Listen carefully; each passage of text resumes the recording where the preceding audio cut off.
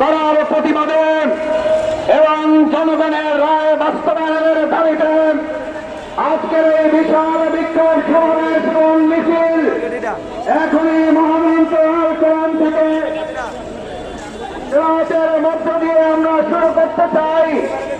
সম্মানিত ভাই এবং বন্ধুগণ, আপনারা জানেন আমাদের এই প্রিয় মাতৃভূমি বাংলাদেশ 2024-এর জুলাই আগস্টের গণঅভ্যুত্থানের মাধ্যমে দেশ সংস্কারের জন্য আমাদের সন্তান ছাত্র জনতা জীবন বাজি রেখেছিল।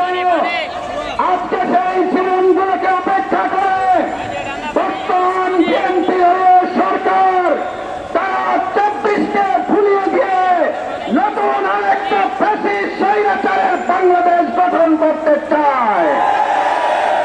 তার প্রতিবাদে আমরা আজকে সংসদের পাশাপাশি রাজপথে এগারো দলের নেতৃত্বে এই বিক্ষোভ সমাবেশ এবং মিছিল অনুষ্ঠিত হচ্ছে। আজকের এই বিক্ষোভ সমাবেশ এবং মিছিল মহাগ্রন্থ আল কোরআন থেকে তেলাওয়াতের মাধ্যমে শুরু হবে। কোরআনে হাকিম থেকে তেলাওয়াত করছেন হাফেজ আজিজুর রহমান শান্ত। আজিজুর রহমান শান্ত কোরআনে হাকিম থেকে তেলাওয়াত করছেন।